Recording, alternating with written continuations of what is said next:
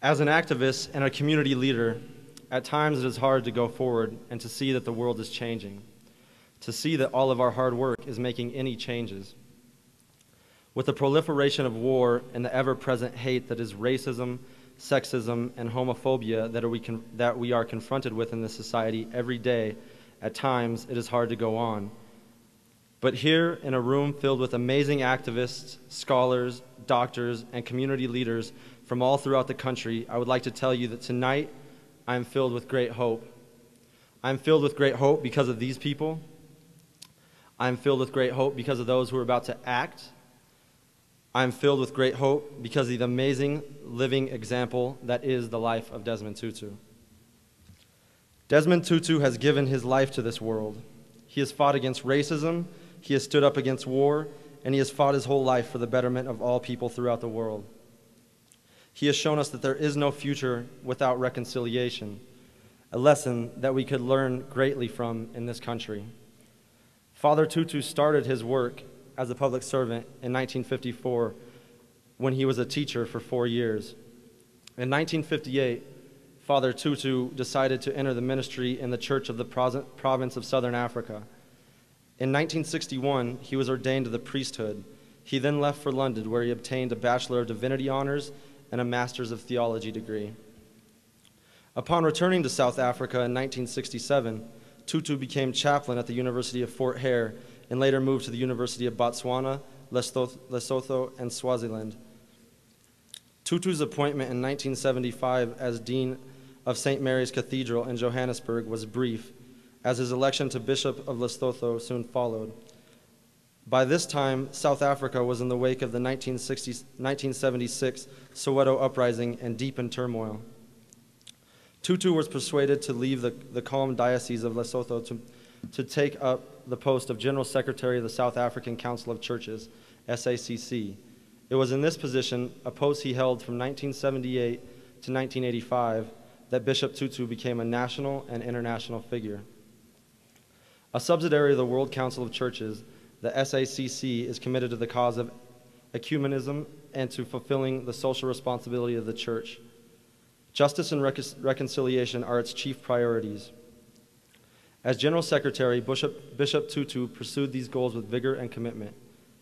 Under his direction, the SACC became a vital institution in South African spiritual and political life, voicing the ideals and aspirations of millions of South African Christians.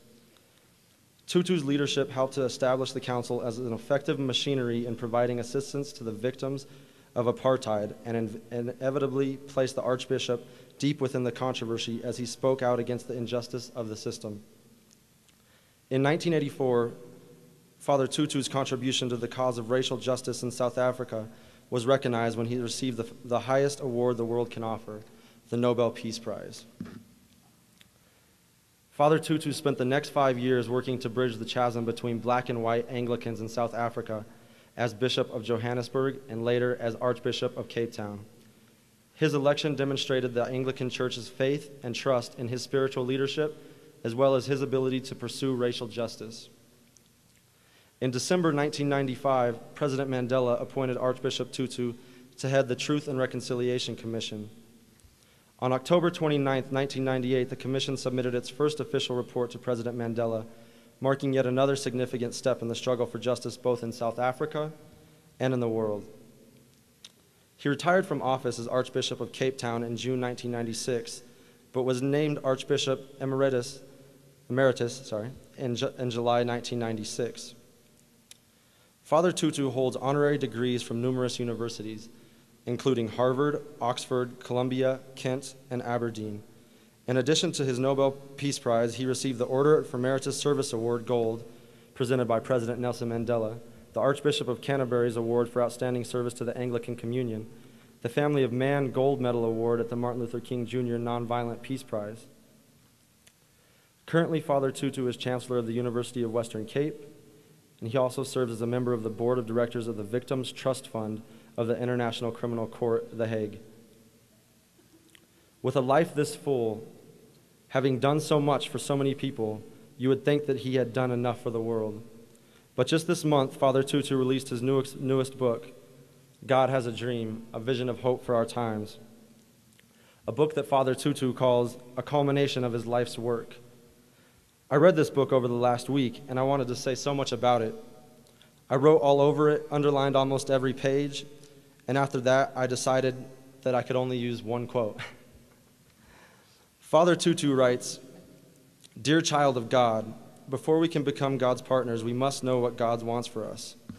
I have a dream," God says. "Please help me realize it. It is a dream of a world whose ugliness and squalor and poverty, its war and its hostility, its greed and harsh competitiveness, its alienation and disharmony are changed into their glorious counterparts, when there will be more laughter, joy, and peace, where there will be justice and goodness and compassion and love and caring and sharing. I have a dream that swords will be beaten into plowshares and spears, into pruning hooks, that my children will know that they are members of one family, the human family, God's family, my family. In God's family, there are no outsiders, all insiders, black and white, rich and poor, gay and straight, Jew and Arab, Palestinian and Israeli, Roman Catholic and Protestant, Serb and Albanian, Hutu and Tutsi, Muslim and Christian, Buddhist and Hindu, Pakistani and Indian, all belong." This is a message the world needs to heed now. We must follow Father Tutu's shining example in living God's dream every day of our lives. As Father Tutu says in his book, it is us who must do God's work and change the world.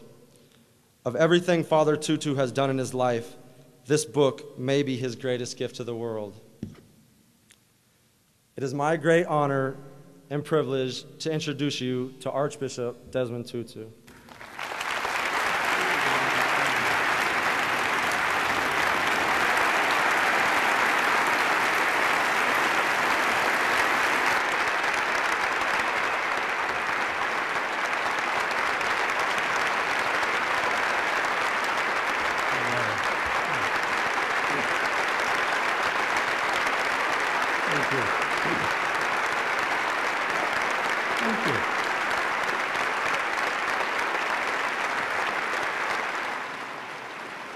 Thank you very much.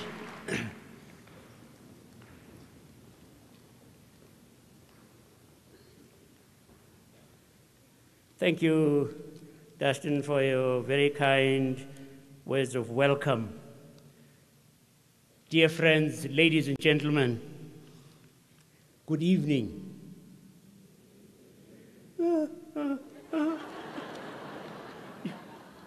You can't be serious, can you? Good evening. A very slight improvement.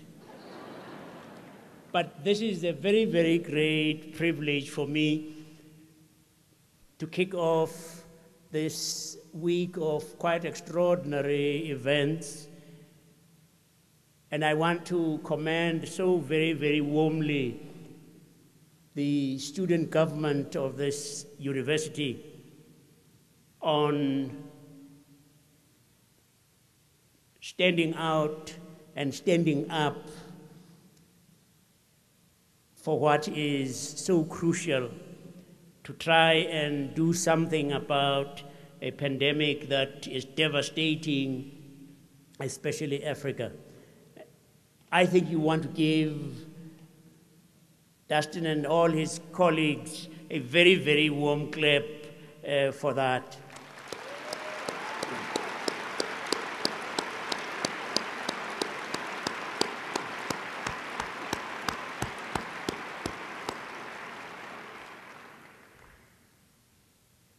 In South Africa, in the bad old days, they used to have quite delicious Tutu stories.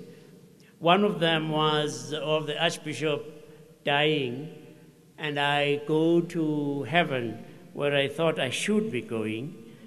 And when I arrive, St. Peter says, sorry, you have to go to the other place, the warmer place. So I repair to the warmer place. 2 weeks later, there is frenzied knocking on the pearly gates, and St. Peter opens, And he's quite surprised to see the devil standing there. And so St. Peter says, "Now, what are you doing here?" And he said, "Well, you know, you sent Bishop Tutu down there. He's causing so much trouble. I've come to ask for political asylum."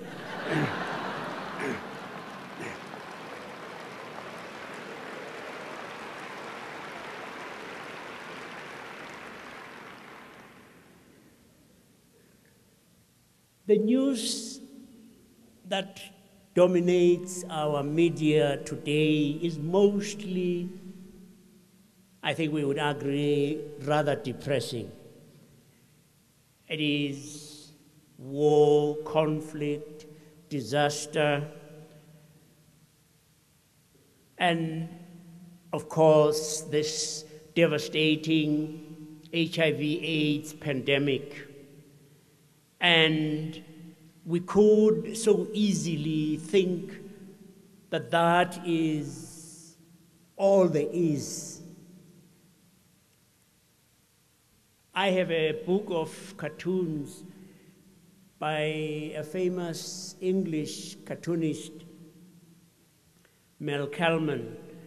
He's since died. He titled the collection of pen drawings, "My God."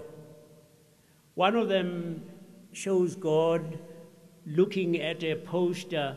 It was in the days when they spoke about the death of God.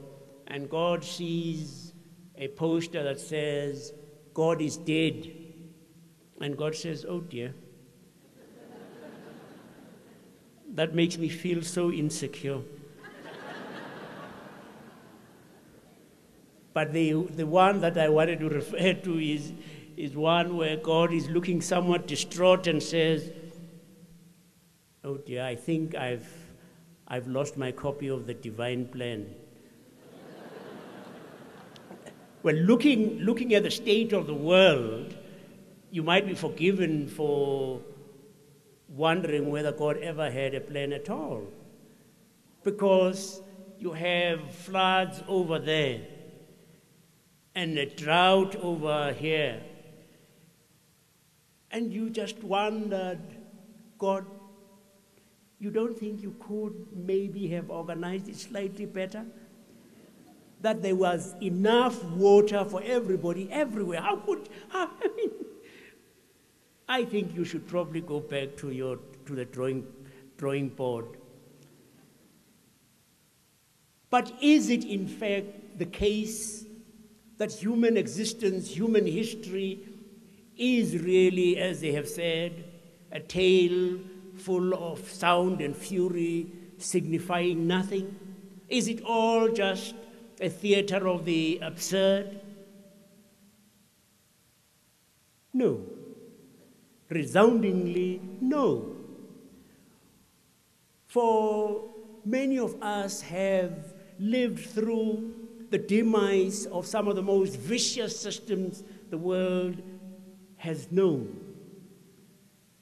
We have seen Nazism, fascism. We have seen all of those collapse. We have seen the fall of the Berlin Wall and the end of Soviet communist expansionism.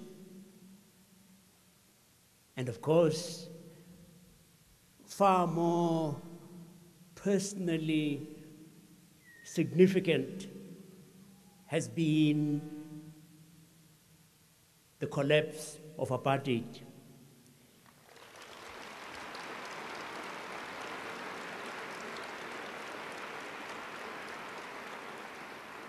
Next month, we will be celebrating 10 years of freedom.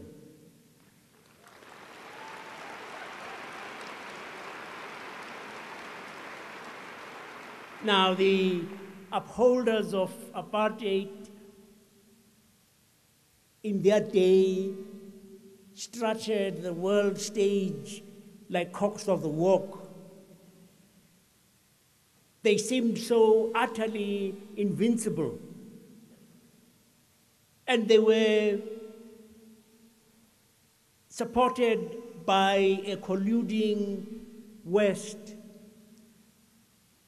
Here in this country, the Reagan administration had its policy of constructive engagement that enabled the regime, apartheid regime, to continue its oppression of the vast majority of the people of that land. We have scored what can only be described as a spectacular victory over the viciousness of a vile and evil system. But you know, that victory would have been totally impossible without the support of the international community. We were prayed for intensely for a very, very long period of time, more than any other country that I know of. I have sometimes told people about a nun I met during the days of our struggle in New York, and I asked her to tell me a little bit about her life. And she said, well, I am a solitary. I live in the woods in California, and my day starts at 2 in the morning, and I pray for you, Archbishop Tutu. And I said, wow, here I am being prayed for in the woods in California at 2 in the morning. What chance does the apartheid government stand?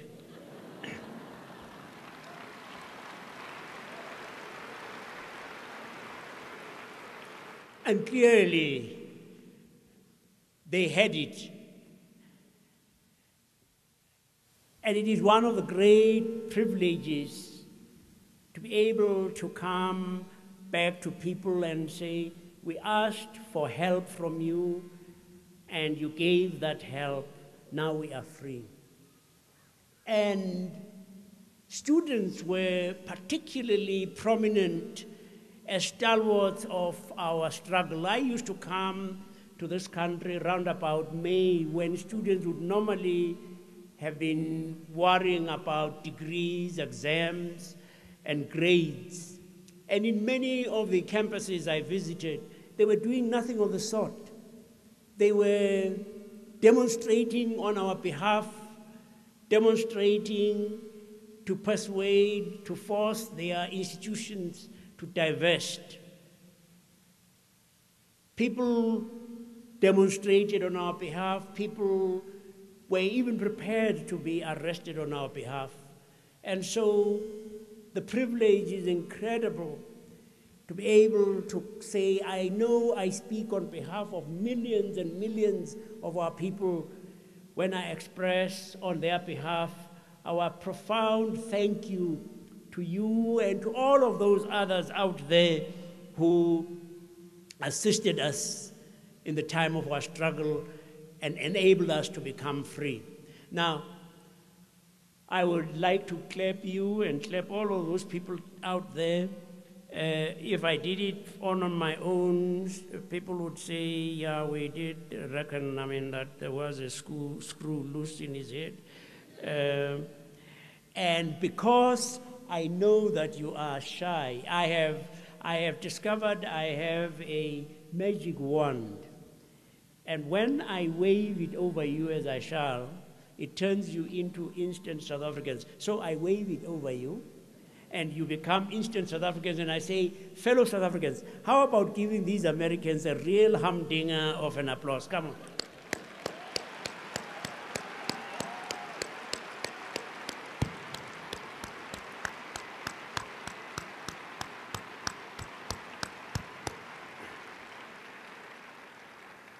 Thank you. And then I wave it over you and you return to your former shy selves.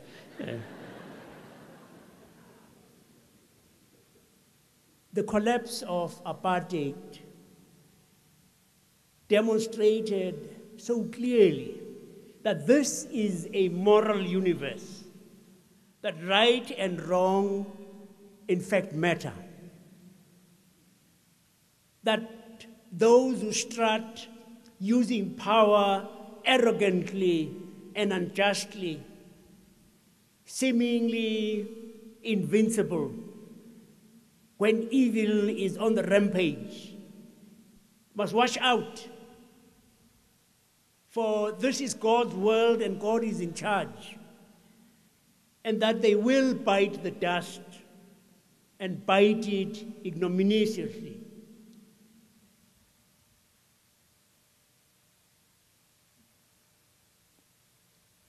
During the time of our struggle, there were moments when it really was rough,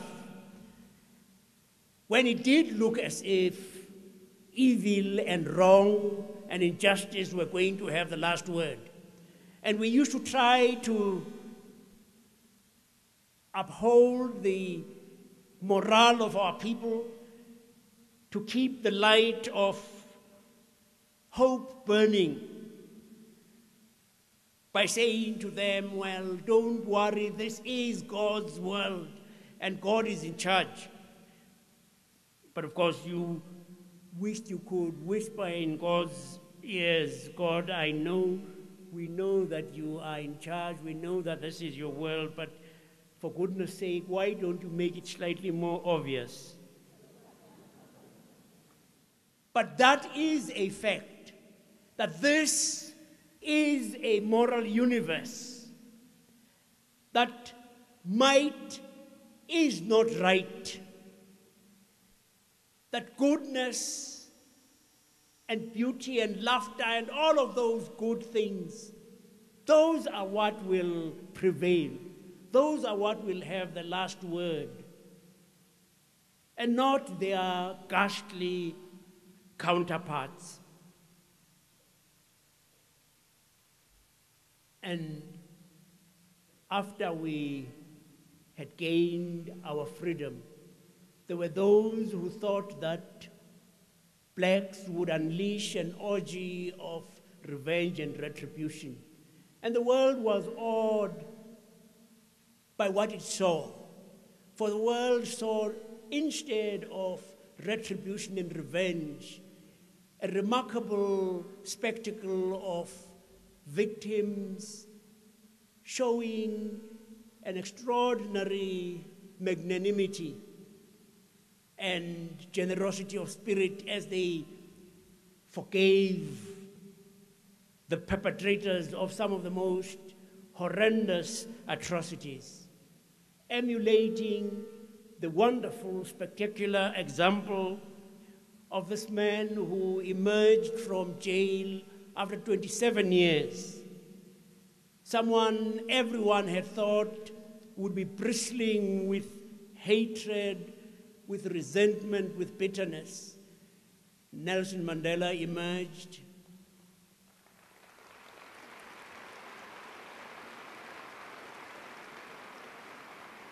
And called on his people not to pursue revenge, not to try to get their own back, but to walk a difficult path, the path of forgiveness and reconciliation. And he didn't just preach those words. At his inauguration as president, the first democratically elected president, he invited his former white jailer and said, I want you to come and attend my inauguration, and I want you to be a VIP guest at that inauguration. This is a world still in the making. Human existence is not gibberish. God is saying that there is a glorious climax awaiting all of us. That, in fact, we are made for goodness, for laughter, for joy, for caring. You see, you and I are appalled by evil.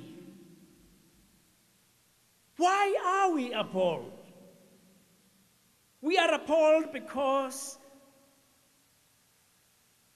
it isn't the norm. It is an aberration. Have you ever heard someone stand up, like as in a gathering such as this one, and say, I want to announce proudly that I abuse children. I announce here that I molest women. No. No one ever does that because the world would be outraged, quite rightly. Even the most notorious dictators. Have you ever heard one of them stand up and say, I am a violator of human rights. I torture and assassinate my opponents. None of them. Even the worst of them will stand up and claim that they really are observers of human rights. Why? Why? Because the norm is the good, and everything else that is wrong is a declension from that norm. Isn't it extraordinary that in a world whose culture is basically one that says we set high store by success. We don't care in what you succeed as long as you succeed. The worst thing that could ever happen to anyone is to fail. Status symbols are stomach ulcers. We turn stomach ulcers into status symbols. We've even introduced our children very early into the rat race mentality. We say to our children, you must always strive to be number one. And don't just succeed. You must wipe the floor with your opponents. No. Isn't it extraordinary? In a world that is as hard-nosed as that, abrasive, macho, who are the people we admire most? Who are the people we, in fact, revere? It isn't the abrasive. It isn't the aggressively successful. There are many things that you would say about a Mother Teresa, but macho is not one of them. She was a little minute person about that size. You could put her in your back pocket and forget her. No, you couldn't. You couldn't, because isn't it extraordinary? Last October, 300,000 people gathered on St. Peter's Square in Rome, where she was being beatified. It would not happen with too many others. And why is it that she is held in such high regard? Not because she was successful, but because she's good. Because she's good. Here is someone who was a spendthrift on behalf of derelicts, someone who showed incredible compassion and love on behalf of non-entities, or at least apparent non-entities, the derelicts, the scavengers on the streets of Calcutta. I don't think that anyone today would doubt and want to contradict me when I say the world's most admired statesperson today, and it has got nothing to do with my being jingoistic, it is Nelson Mandela. But why?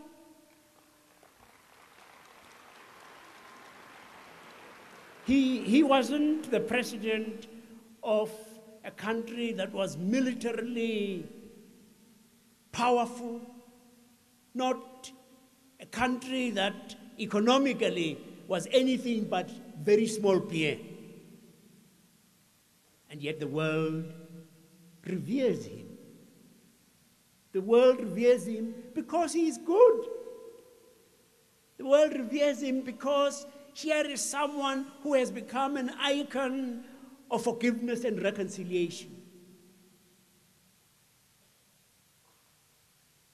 The world reveres people like the Dalai Lama,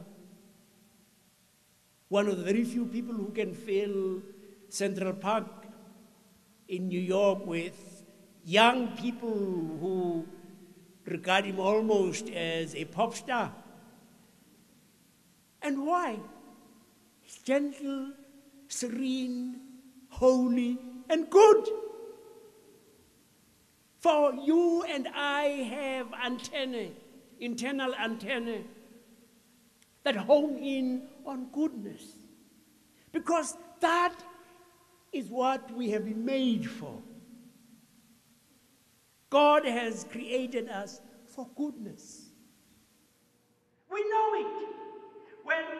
When you've been nice, as it were, unnecessary, gratuitous, when you've been nice, there's a glow you have. You have a sense of well-being that cannot be compared to anything else. When you're resentful and angry, your body tells you feel it in your tum-tum. Your blood pressure tells you. So that things like forgiving is not actually being altruistic to the other person. To forgive another is the best form of self-interest. To forgive is good for your health. It lowers your blood pressure. So that is what we're made for. That is what we're made for. We are created for transcendence, for beauty, for compassion, for gentleness. That is what we're made for. And we know it. And that is why we are appalled by evil. That is why we are attracted by goodness. There's a story they tell of a farmer who in his backyard had a chicken run. And he had chickens there doing the things that chickens do. But there was a strange looking chicken. Well, yes, it also went around pecking away. And then a traveler came along who knew about these things and said to the farmer, that's no chicken, that's an eagle. And the farmer said, baloney, man, that's a chicken, look at it. It is a little, it does look a little funny, but it is a chicken. So the traveler said, just hand it over to me. And the farmer gave it to the traveler. And the traveler took this strange-looking chicken, and he went up a high mountain and waited for the sun to rise. And as the sun rose, he turned the strange-looking chicken towards the rising sun, and he said, fly, eagle, fly. And the strange-looking chicken shook itself, spread out its pinions, and lifted off. And it soared and soared and flew and disappeared way away into the distance. And God says to us, Hey, you are no chicken. You are eagles. Fly, eagle, fly. And God expects us.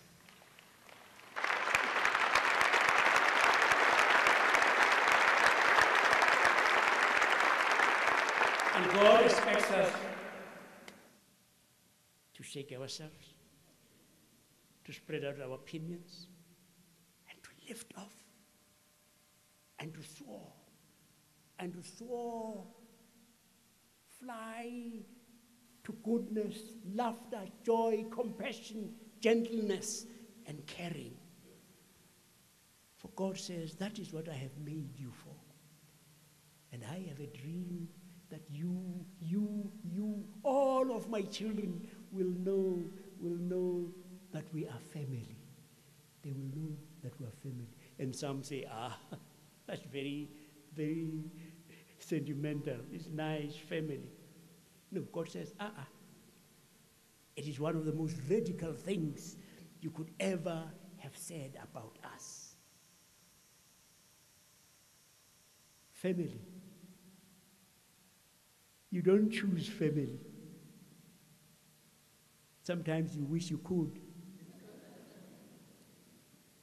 When they are family, they are family. Whether they are good or some of the most awful rogues, they are family. And so God says, family. Family in which there are no outsiders. Family where all are insiders. Well, you've already heard it from Dustin a little bit, but I will still say it. That Jesus said, if I be lifted up, will draw. Jesus didn't say, I will draw some. He said, I will draw all to be held in the embrace of a love that will not let you go. A love that says you are special, with a specialness and a worth that cannot be computed. A love that that gives up on no one. You are held in this love that says all belong. All. Rich, poor, white, black, red, yellow, all. Young, old, beautiful, not so beautiful, clever, not so clever, all belong. Isn't it fantastic? All belong, all. Yes. Gay, lesbian, so-called straight, all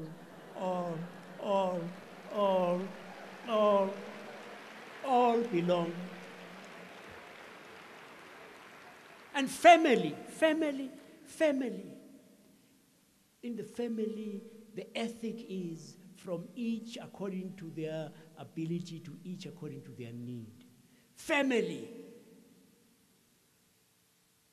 We wouldn't, if we're really serious about being family, spend as much as we do on defense budgets.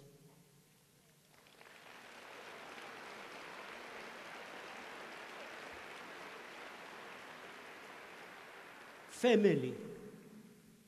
Knowing that a very small fraction of those budgets would enable all God's children, our sisters and brothers, to have enough to eat, clean water to drink. And those who suffer from AIDS would have all the drugs that they need.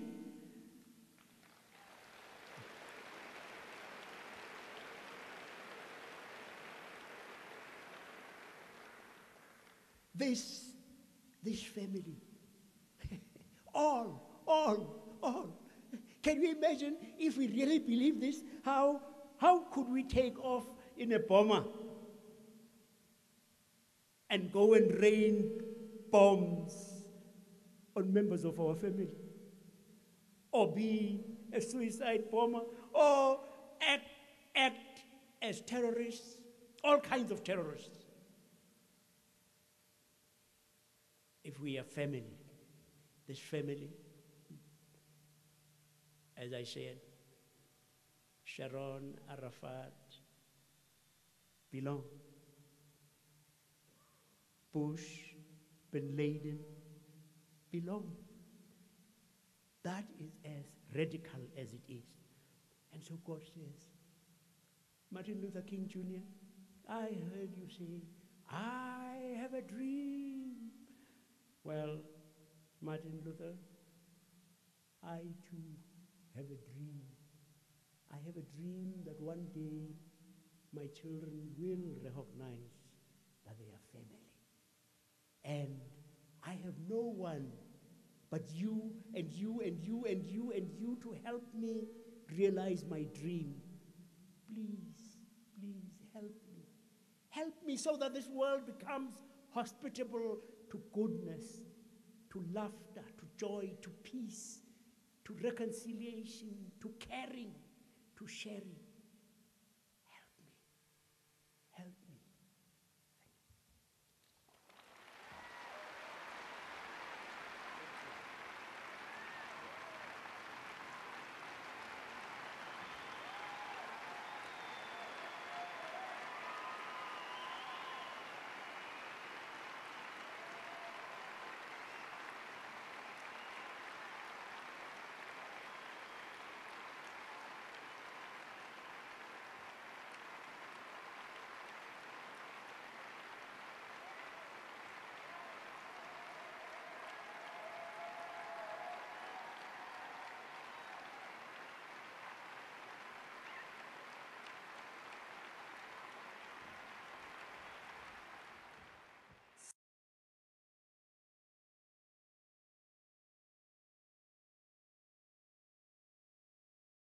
Let's talk a little bit about the right to vote, or the ability to vote, and how that right is demonstrated in different countries. For instance, in this country, for many, many years, African Americans were not allowed to vote.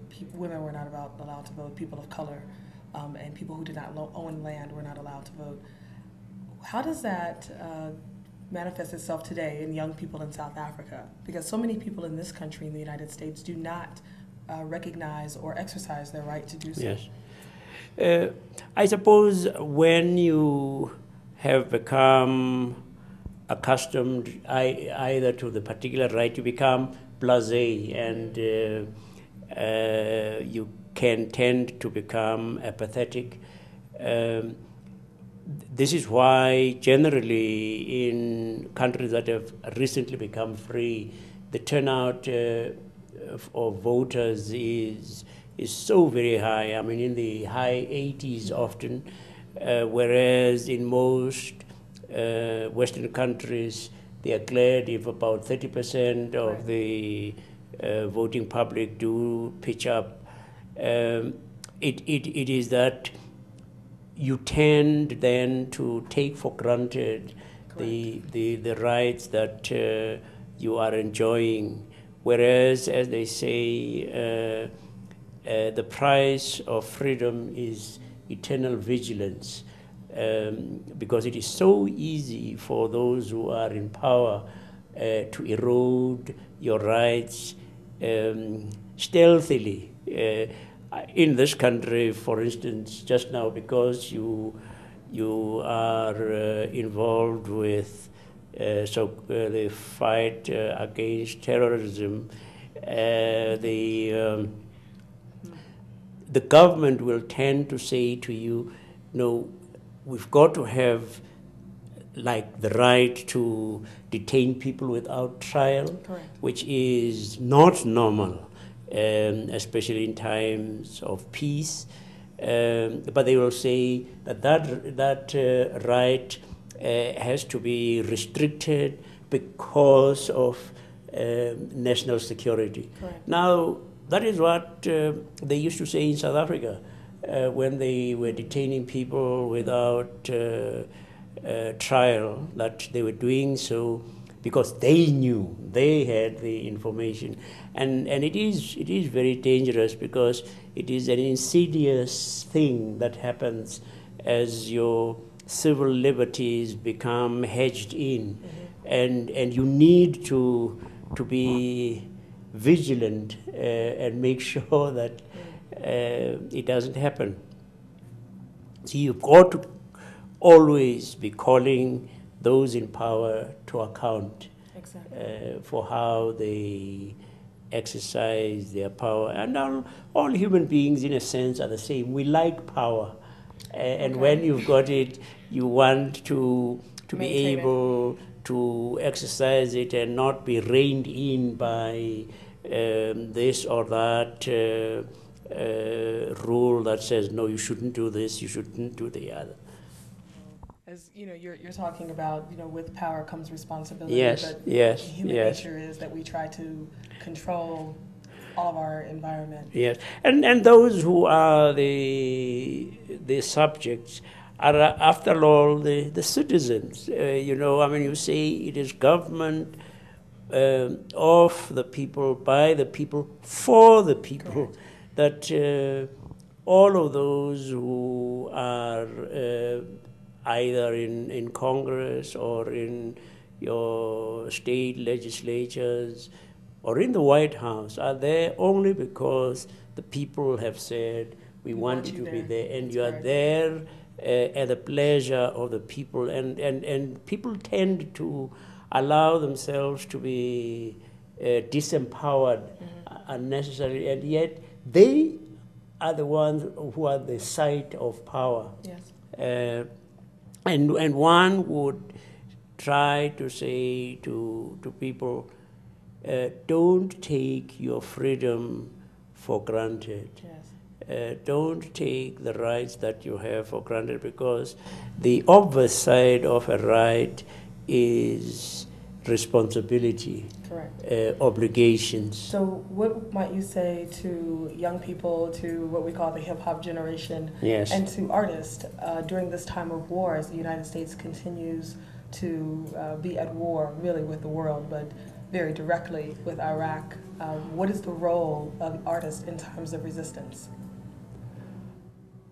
During our struggle against apartheid, we were supported by artists who believed that they wanted to be on the side of right, not on the side of might, because it does not necessarily mean that when you have might, you also have right on your side.